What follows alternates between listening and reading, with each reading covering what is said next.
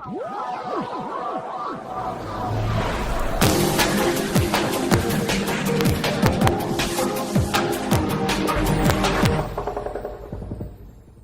and welcome to episode 12 of Subplot of Course, a podcast discussing a new science fiction literary work on the second Tuesday of every month by casual fans just like you.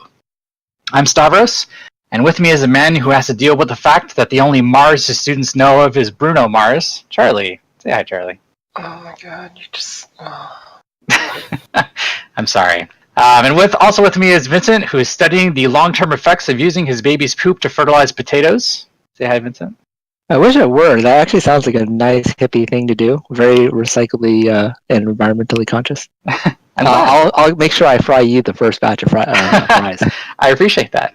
And finally, we're also joined by John, who would have rather died on Mars instead of having to touch rovers built in the mid-90s. Say hi, John. That's half true, but hello. All right, today we're talking about The Martian, written by Andy Weir and originally self-published in 2011 for free on his website, by the way. Although it was picked up again for its big publishing run in 2014. So of course you should be prepared for spoilers. All right, as far as the plot goes, it is the near future, and NASA is on its third manned expedition to Mars. Only a few days into the expedition, main character Mark Watney is left behind when a disaster strikes, and the rest of his teammates are forced to leave him for dead. Of course, he turns out to not be dead. I know, so sad. And Watney uses his convenient assortment of botany and mechanical engineering skills to reestablish contact with Earth, make food, and surmount a veritable cornucopia of problems using science before eventually getting rescued at the end of the book. Okay, so jumping right into the topics, the first one, of course, is Watney himself. As I just mentioned, he appears to have the exactly correct skills in order to survive on Mars. Hey. He is. I think everyone on the mission has two specialties. His are botany and mechanical engineering, which he needs food and he needs to repair things to. And his favorite TV show was Survivor Man. Indeed. So how did you guys feel about him? He's basically Mr. MacGyver. He escapes from Mars using chewing gum and paper clips. Well, if he wasn't, this would have been a very short book. That is true. He could have gotten extraordinarily lucky. I mean, they clearly made a choice to make him like this is a human-centric novel, right? And he could have been visited by aliens who gave him food and shelter. Mars attacks. Yeah, I was going to say, it's like, we read mostly science fiction books, and like, this has lots of science. It is fiction, but it's not so much like a straight up like science fiction with some crazy like in space. Yeah, the He's science never is not given- fiction. It's just He's never given quite enough technology to make it like fantastical that he's made it past all these challenges of living. Yeah, well, yeah. I'm just saying it's a little convenient, but you're right. I mean, this would have been a very short book if the guy who's like the doctor and the spacewalking specialist got left on Mars to be like, I have none of the skills available. I would don't say need it is much more convenient. Spacewalk. I would say it's much more convenient than every other movie. Trained military people with assault rifles tend not to shoot the protagonist, and that the protagonist never runs out of bullets. So in some ways, the fact that this guy knows a little more than the average person, hey, I'll let that one slide. Yeah. It's a good point. But it's also, he's also got like kind of like an irreverent, kind of easy to get along with personality. And I'll be the first to admit I had a little bit of a man crush on Mark Watney. He's a very likable character. He's pretty cool. Like he pushes the border of being like, all right, he's written to be too likable, but like they managed to make it where it's like, okay, he's likable enough that he can last a year without going like crazy by, kind of being entertained by himself. Yeah, psychologically, if there was anything else, I think they say that in Alaska, cabin fever sets in after about 3 months, and people just go straight up insane after being locked in a room. He's like locked in Mars. He can't even go outside and like take a breath. Like, I mean, he's got to be like a really cheerful guy to survive that long. Yeah, I don't know if his, of course, like we just said, it's fiction, obviously, but I don't know if my like sense of humor would have, or anyone's sense of humor can really last the amount of time that this man was stuck on another planet. I feel like the one thing that makes it believable is like every time he gets to the border of where he probably would go insane, he hits some kind of milestone where he's just like, yay, now I just have to do the next thing. Like, Yeah, I Like, would say it's- though he does get to start communicating with Earth at some point after he gets the Pathfinder. So it's not like he's like completely on his own. He still has some hope. You're right, Charlie. I kind of agree with Stavros on this. I really like the character because it showed an engineer as like a regular person. This is somebody you might be friends with. Who's well, engineers are robots that were. This is a wild. They are though. Scientists and engineers are often played much differently in media, and I think this was just such a fresh approach that it showed them a true humanity. Come Plus, on. I think it was kind of used as a plot point. The fact that he was constantly obsessed with his own death. Like, what's going to kill me next? You know, and I think the author was trying to drive home the point that, like, even like the most tiniest challenges that we take for granted here on Earth, like the consequences for error are death, like terrible death immediately in these situations. No, Well, 1 that's the minute. thing. 1 minute is what they said scientifically. If you I think- depressurize, I felt like Yeah, we'll talk. the book is almost an excuse to delve into the, like, how would someone survive on Mars, which is basically the book. And it's just like they make them likable enough to keep you invested in the book. Like, I feel like the plot of the book is not really the point. The point is like, look at all these problems he runs into, and if things go wrong, what could happen, and what things could go wrong. Like, it's just a giant what if. Yeah, I mean, before we get into the problems, though, I mean, John, you're our resident expert on, and you probably know other engineers. How, is this a common engineer personality type? Is that Johnny is actually kind of is. I mean, I actually know quite a few people like this. John is pretty Oh, awesome. really? I have to say that John's personality is like top notch, top 5. I would say. Ah, Oh gosh, I need more engineer friends, I guess. I don't know. fantastic! I like it. No, I mean, I don't want to even generalize because they're just like normal people in general. They tend to be. I think in general they tend to be practical. They tend to be data oriented. And they tend to, and this is just relative to how the training is when you take college courses. I think that they tend to be the kind of people who break down large problems into small problems. All right, so let's move on. So let's actually talk about the challenges that he faces.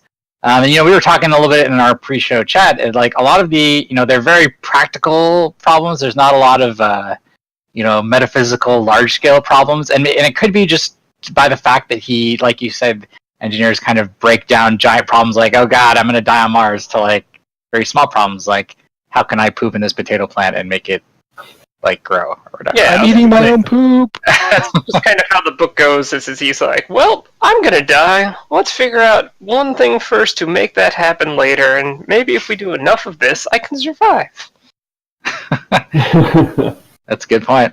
And it's a lot of hard science here. Like the book goes into a fair amount of detail anytime he has any kind of chemistry issue or problem to solve.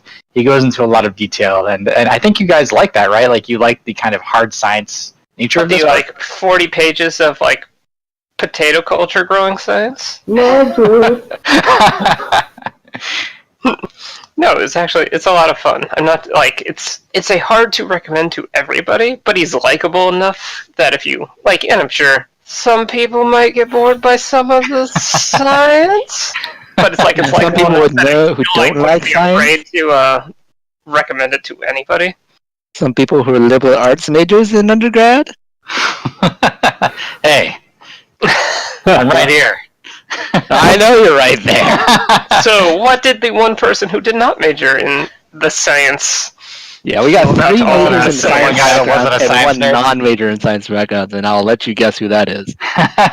Yeah, and I was gonna let you guys talk about how much you love this book before I said how much I got bored by the problem. But I mean, to talk about my issue, I got the book is one like survival challenge after another, which often is pretty entertaining. But at maybe 2/3 or 3/4 of the way through the book, I was starting to just expect the next problem that he will solve using science. I'm like, all right, everything's great. What's the next problem he's gonna have that he's gonna solve with science? It's like, okay. That'll happen in any book where it's too much of a like plot loop where it's like, all right, and then we go to this thing which gets solved this way, and then we go to this thing. It's like if you have too many of that progression, it can get repetitive. And I'll admit, like the book strikes the right amount of balance and likable in science that if it had been any longer, I'd probably been like, this is too long for even me.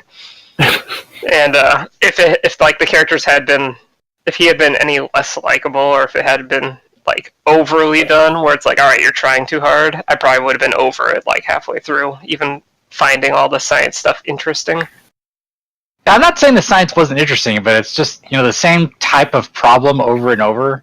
Yeah, that's. I don't know. No, that's. I mean, You can't communicate, run out of air, not enough water. Yeah, in an action movie, the same type of problem is I have a physical problem which I must kill with guns, and it never gets old. There aren't enough guns in this book. Okay, it's like the guy goes in with an assault rifle, he goes with a sniper rifle, he goes with like a lightsaber. It's like it doesn't matter. He killed someone. It's the same problem over and over. Yeah. In fact, these are very different problems. Though he does not have like the same problem over and over again. But to a non-scientific person, I can see where you.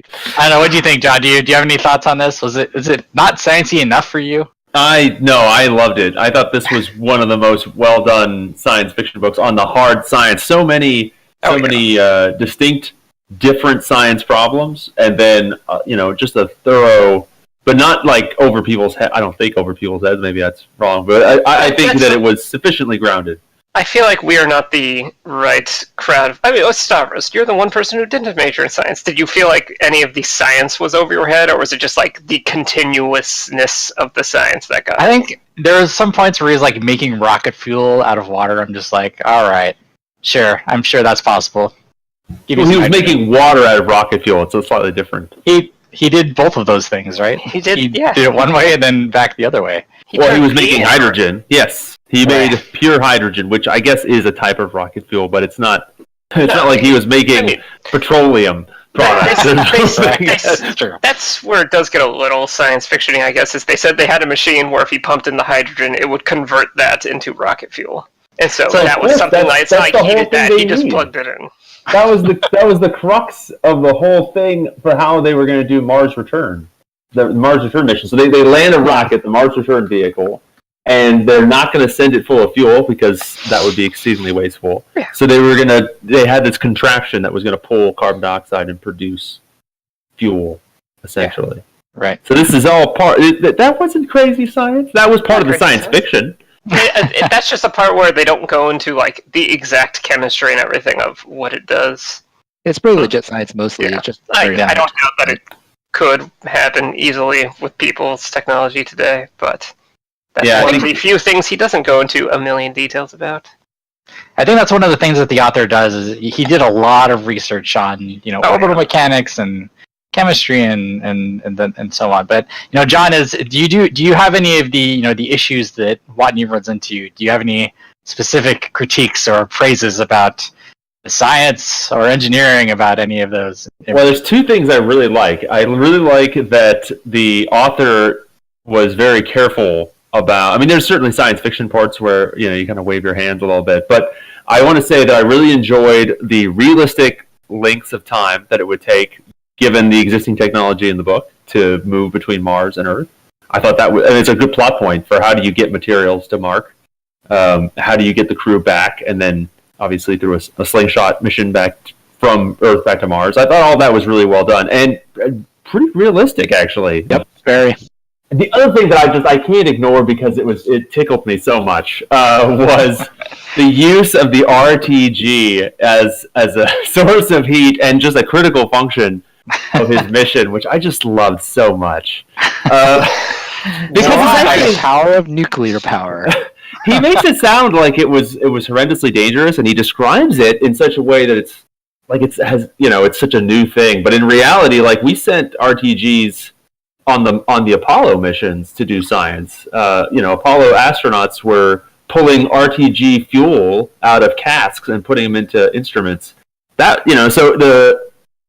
would say that he sort of overhyped perhaps the amount of danger that he might associate with RTGs. But I just love that he was like dragging this radioactive material into the van. We're kind of call it the Scooby van that he's driving across Mars for heating, and like his thermal control mechanism was like this piece of insulation that he could pull off or on. I was loving it. I was like, that would be me. I would love that.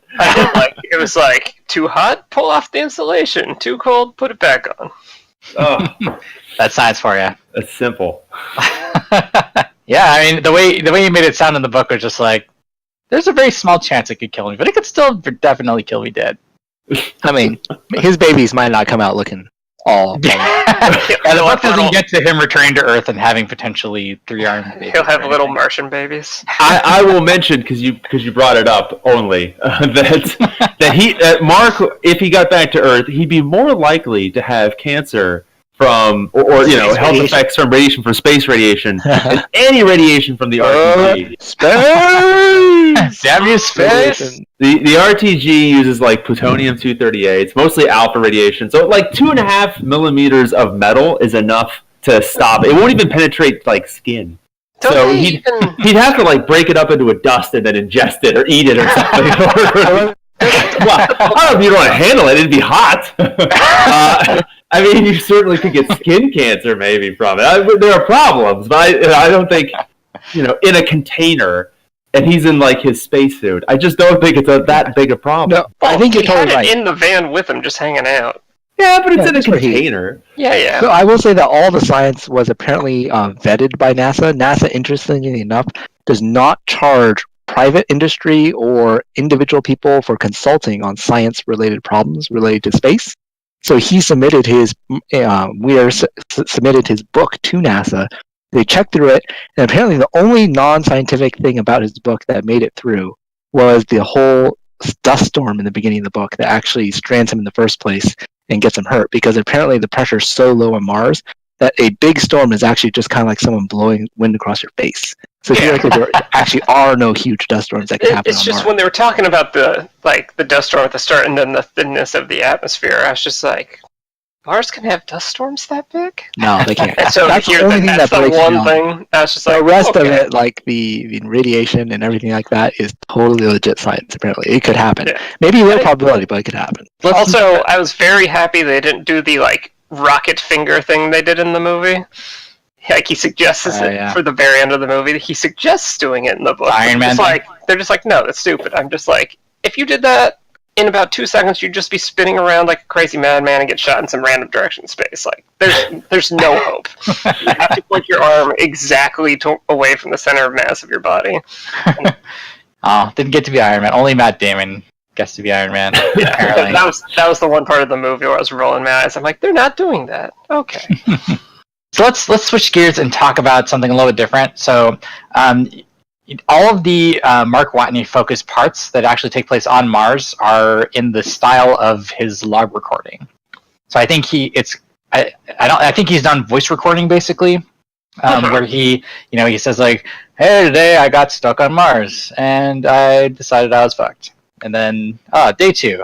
I'm not as screwed. I've thought of some ways to solve this problem. So and everything that happens on Earth at the same time is written kind of in your standard literary style, but all the Mars stuff, which is I think the majority of the book, it's got to be at least 2/3 or 3/4, is done in this log recording format. I want to get your guys' thoughts on this. I actually, going back to my I'm not a science guy. It's like, oh man, some exciting stuff happened today. Let me tell you about it instead of showing you.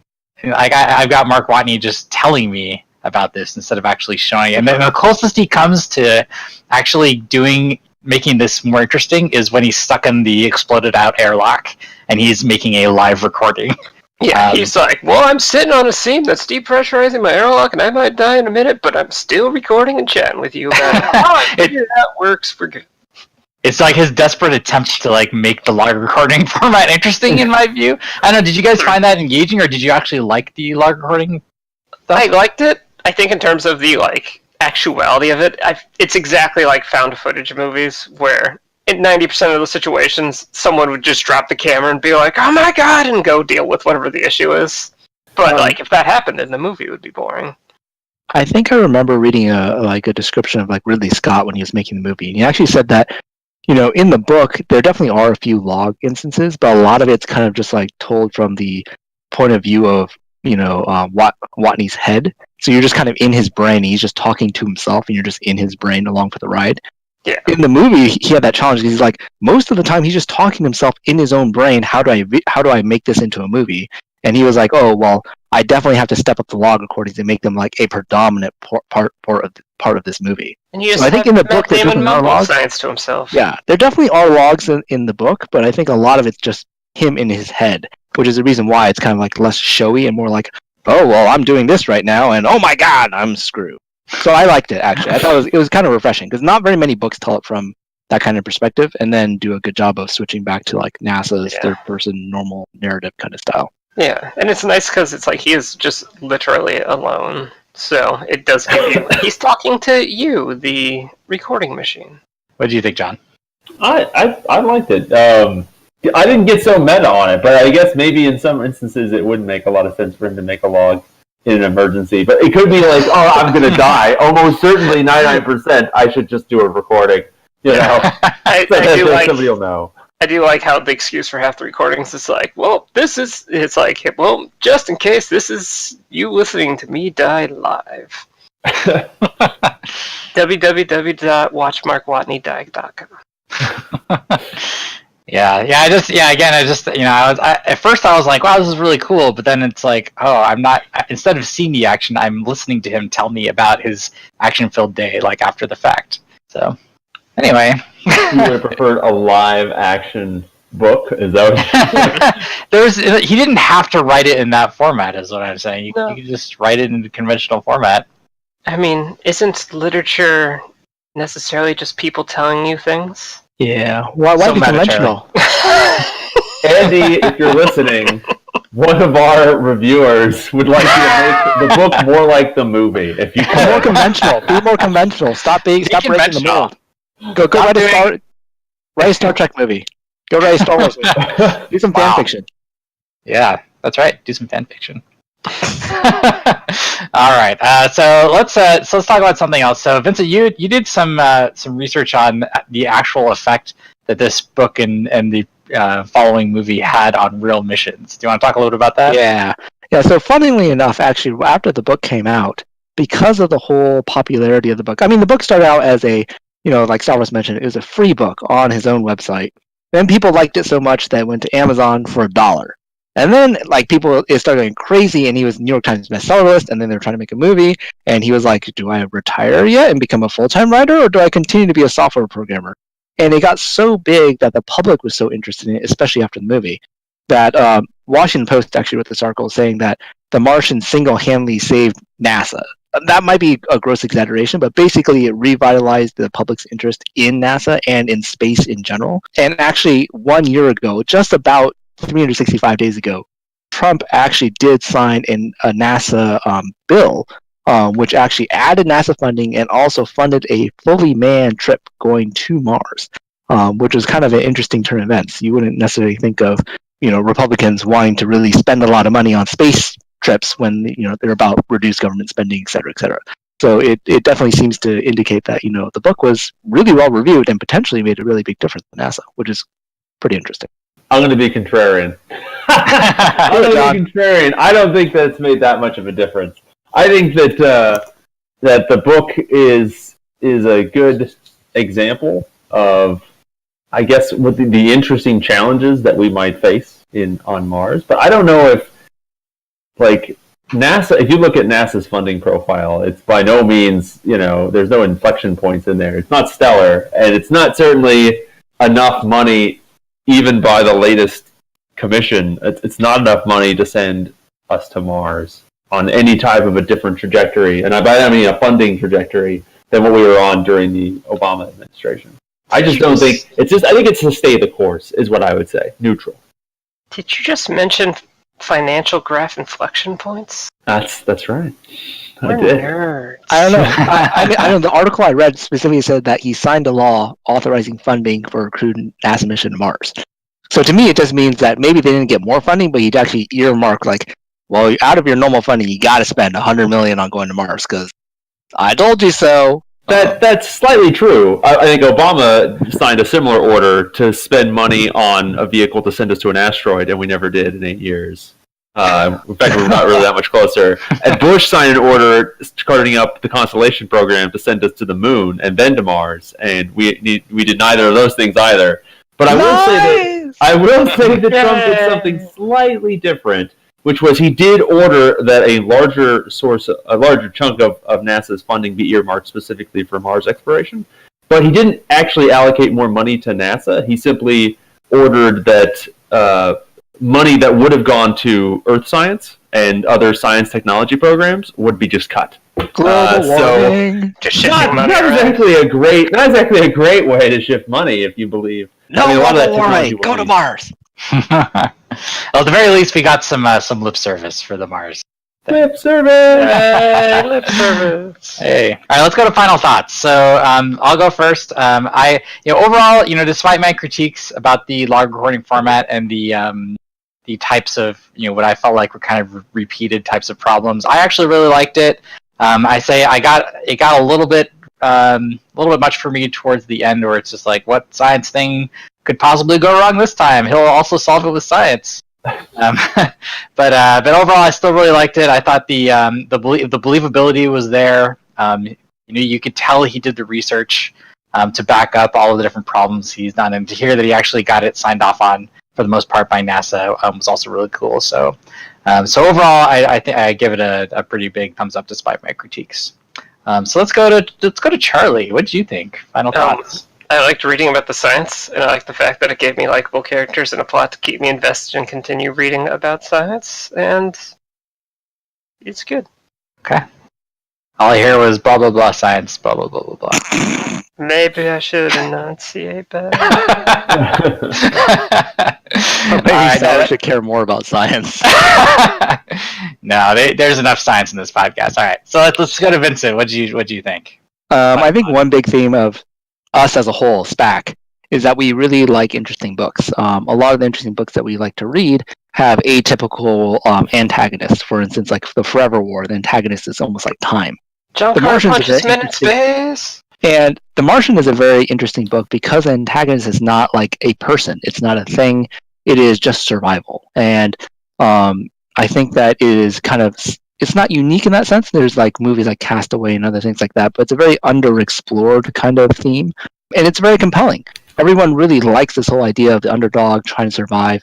And the fact that you make science so interesting and you make a character who is scientifically based, but is not a boring, nerdy kind of person who's actually just a very down-to-earth, really funny kind of guy, I think it hits a lot of really good buttons in the right way. I think it could really inspire the future generation of scientists as well, because not only is just space and engineering important, but, botany, potatoes are important. Like, every single aspect of science is kind of emphasized. And I really like that as not only just for myself as a scientist, but also for like future generations of kids who are going to the movie theaters to watch movies, and it's not science that's emphasized. It's about lightsabers, and it's about killing people, and those are the cool things in life. Or really stupid comedy.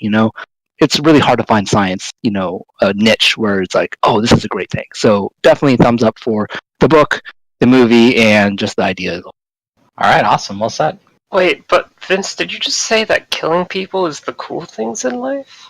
According to popular media, I mean, you look at the box office blockbuster movies, almost every single one's like some sort of shoot 'em up or slash 'em up martial arts gun kind of movie. Yeah. There were not enough guns in The Martian. Anyway. Yeah, I know. Not for you, Stavros, you literary lover, There were non-science person. There were rockets and explosions, and that was not enough for you. Totally lame. Yeah, I'll keep it short. You guys hit a lot of the same stuff that I would. I would describe, for people who haven't picked up the book and read it yet, I would say that we've had some books on the show that are a little bit lighter on science fiction and maybe heavier on maybe a society or a psychology or geopolitics. I'm going to say this book is actually light on science fiction, heavy on science. And engineering in particular, really. It's not really, he's not testing and analyzing and doing experiments, although you might consider some of the stuff he does that way. But I would say that it's mostly engineering. He's applying science and doing it in an interesting way to solve problems, to save his own life. I think it was a great book. I enjoyed it a lot. Okay, awesome. Yes, and universal nozzles for everything. That's one thing we learned. Plumbing! All right, and I think that's all the time we have. So, as usual, if you have feedback or suggestions on books we should read and discuss, you can reach us at subplotofcoursepodcast@gmail.com. or on Twitter at @subplotpodcast. And for next month's episode, we're going to be talking about Solaris by Stanislav Lem and published in 1961 in Polish. We'll be reading the English translation of that, obviously. Old-timey. All right, say goodbye, everybody. Goodbye. Later. Adios, amigos.